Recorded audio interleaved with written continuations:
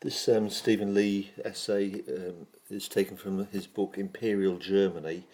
It's the very last essay in the book, and it is the question is, what effect did the First World War have on Germany? The reason I comment on that is that the first chapter of his next book, which is the Weimar Republic, has a similar essay, although the focus of that essay is more on the sort of political impact of the war on Germany. But I'm going to do a podcast on each of those essays. So this is the first one, which takes a sort of broader view. It's not just politics; it looks at economy and society as well. Okay, so let's get into the details. Lee starts off by initially talking about Burgfriede. Okay, so you can see the heading I've given it. Initially, the war rallied and united the different sections of society. A sort of unexpected degree of unity amongst most sections of German society, primarily because Germans believed it was a just war, it was a fair and right war because they saw it as being a defensive war. So any divisions that were there before the war, and there were fault lines, as Stephen Lee calls it, in society before the war. I won't go into those because I've covered those in the previous notes and podcasts. That were basically healed over, and as I say, an unexpected degree of unity. Okay, so how can we see that? Okay, so again, 4 key points for you to learn here.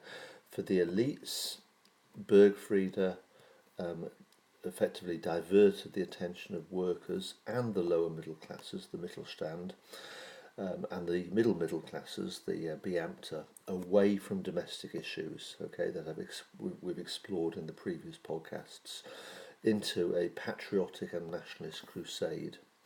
The elites had previously expected that they would need to repress the working classes. That had been the sort of expectation. Remember the 1912 elections, in which the Social Democrats became the largest party with 110 seats. So of course Fischer maintains that the war was actually intended by the elites as a way of diverting the pressures into a nationalist channel. The moderate political left, number 2 here, the moderate political left, in other words, the majority of the SPD, was caught up in the fervour of patriotism. Again, you remember from William Carr, for example, the Reichstag, which was dominated by the SPD as the largest party, voted for war credits. I think only one member didn't, and that was Liebknecht.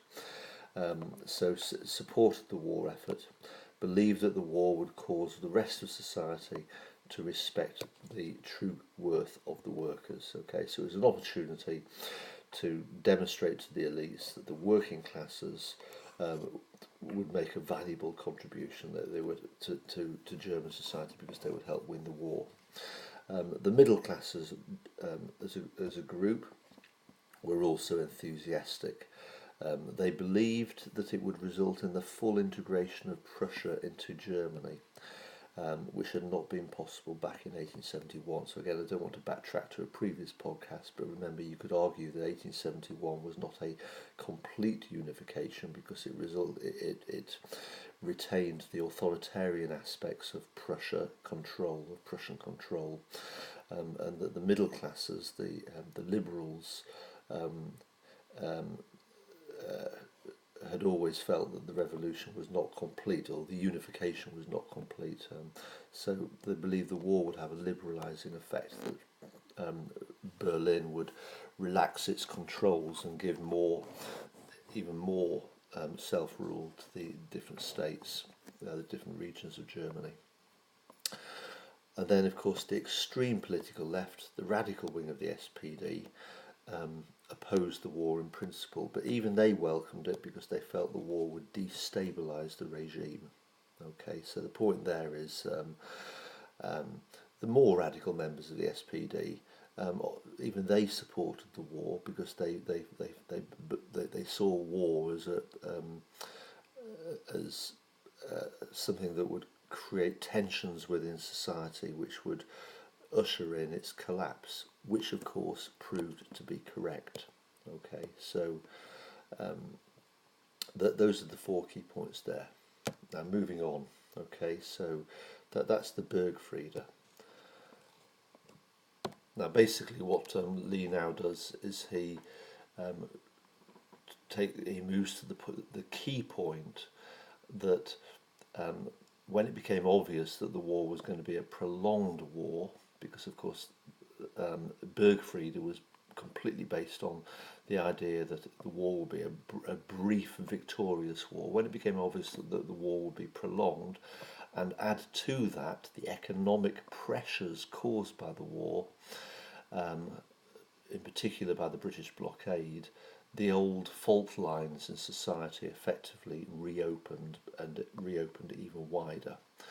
So what were these economic pressures? Okay, well, first of all, in terms of casualties, okay, human losses in combat, 2.4 million killed, even more wounded. Okay, so just learn these statistics. Civilian deaths, in 1918 alone, 293,000, more than 250,000. Food shortages and imports resulting from the British blockade and the turnip winter, and the bad harvest summer of summer of 1917, all had a huge impact on Germany. Sort of again, you can't really over exaggerate the food shortages issue that was impacting on the home front. So the point is the expectations were that it was going to be a short war, a victorious war, fighting a just cause, and that was reversed because it became a long war, prolonged war, that was really unsustainable and unjustifiable. You couldn't justify it in terms of the impact on the German people, both in terms of casualties and the impact on the economy. So the mobilisation of the economy wasn't, the economy was mobilised for total war, total mobilisation. The key point to mention there is the KRA, the Raw Materials Department, that was created for distributing raw materials to where they were most needed, and that was supplemented by the War Ministry, which was given powers to conscript labour. And although Lee doesn't go into the detail, you've got that from the Leighton, for example, the auxiliary law, the Hindenburg law of the middle of the war. So with economic mobilisation, total economic mobilisation, it didn't take long before there was a need for political mobilisation. So gradually the war effort encompassed the political sector as well as the economic, especially after the military failure to break through on the Western Front. Now again, you've got the details in your notes there, but in particular obviously mention Verdun and the Somme. Bethmann Hollweg, Chancellor Bethmann Hollweg, was replaced Falkenhayn. Falkenhayn himself had replaced Moltke as Commander-in-Chief. Now Falkenhayn was then replaced by Hindenburg, the war hero from the Eastern Front. And the Kaiser, Wilhelm II, effectively ceased to function as an effective head of state. And what then basically happened is the Chancellor, government in other words, became subordinate to the military high command, the OHL. And so that reached its peak in June 1917 when Bethmann Hollweg resigned as Chancellor, because by that point obviously it was a military dictatorship that was running Germany. The real ruling force was now the army. Now, prolonged war, economic mobilisation, total economic mobilisation, food shortages, huge casualties, political dictatorship, all of that came together into an increasingly disillusioned and divided population. So key features: the middle and lower classes found that the military crisis had resulted in a dictatorship, the very opposite of what they had hoped the war would bring. Okay, so that's the perspective of the lower part of the social pyramid, that hope that the war would bring about greater democracy. Of course, the very opposite has happened, which is why they're disillusioned. The army has now got ultimate control over the civilian life, which the civilian sector has ceased to function on pre-war lines. Very much in contrast to other countries such as Britain and France, these countries had emergency measures, but civilian control over the military was maintained in these countries. It was never reversed. You never had a military dictatorship in these other countries. So by 1918, the Burgfriede effectively had broken up. Okay. And a series of 6 points here. Let's just quickly run through them. Politics returned to its pre-war polarised state, okay, but it was more pronounced because on top of the tensions of 1913 to 14, you've now got impending military defeat. So the fault lines that were there before 1914 have become more pronounced. Developing this further, the middle classes, their suspicions of the regime before 1914, their resentment of, for example, the lack of social mobility, but they have returned, but even stronger, because the regime had a narrower basis of support than ever before. Effectively, it has now become a military dictatorship rather than just a dictatorship, rather than just an authoritarian rule. So the middle class suspicions and resentments have become even stronger.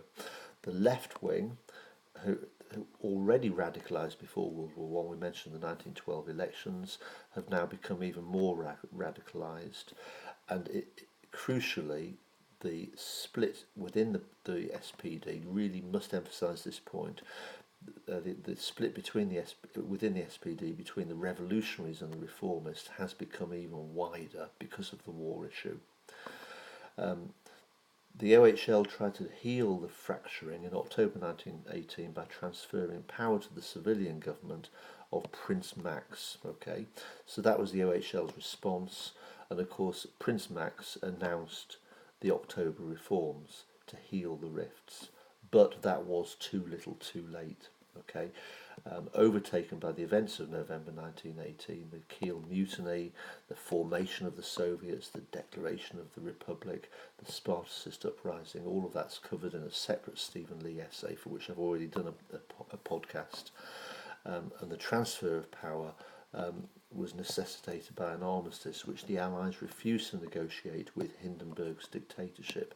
So effectively Hindenburg, or in particular Ludendorff, effectively passed the buck. They decided to absolve themselves of responsibility for the problems and hand it over to the SPD to effectively take responsibility for the defeat, which they were not prepared to take responsibility for themselves. So, old social divisions after the end of the war continued. Okay, so again, a useful section here in the Lee chapter. The political parties that emerged after the war were in large part the same old parties with the same old divisions, but sharpened. Okay, the divisions more pronounced. So the Conservatives, the party before the war, effectively became the nationalists, but Lee calls them more strident. Okay, they obviously, for example, the belief in the stab in the back, etc. So they were even more anti-socialist than they were before the war, because they blamed the socialists for not supporting the war. The old split between the National Liberals and the Progressives, they were the political parties before the war, were now reenacted. So the National Liberals became the People's Party and the Progressives became the Democrats. So the old parties continued with the old splits. And of course the Social Democrats, which was already divided before the war, the divisions were now even more pronounced as a result of the war. So you've got the majority Social Democrats, the independent socialists and, of course, the Spartacists. So the war brought defeat to Germany with 4 knock-on effects. Okay, it toppled the regime that had initiated the war in the first place. The war was the catalyst for progressive constitutional change in the form of the Weimar Republic. The war sharpened existing social antagonisms, and as a result the new regime had to exist with an exceptionally wide range of political parties which were not prepared to cooperate with each other. So to conclude, the outbreak of war brought an unexpected degree of unity. That was the Burgfriede. This unity, the word was shouldn't be there, was fostered by the belief that the war was just and it would result in a quick victory. When it became obvious that the war would be prolonged, the old fault lines reopened under the economic pressures caused by the war and by the British blockade. The military dictatorship of Hindenburg and Ludendorff failed to create unity and heightened the divisions in society further. And so the military dictatorship gave way to a constitutional alternative, handing the buck effectively over to Prince Max, the October reforms, too little too late, which opened the way to a revolution from below and the replacement of the Second Reich by the Weimar Republic. Okay, so I've got to stop there. I've gone just over 15 minutes. Hopefully this will still upload. Now there will be a second, there is a second Stephen Lee essay, as I referred to at the beginning, which is much more detailed. I'm going to probably, I will make a podcast on that. It will probably be 2 podcasts because it's very, very good, the second one, much more focused on the political aspects. So that will be coming soon. Thank you.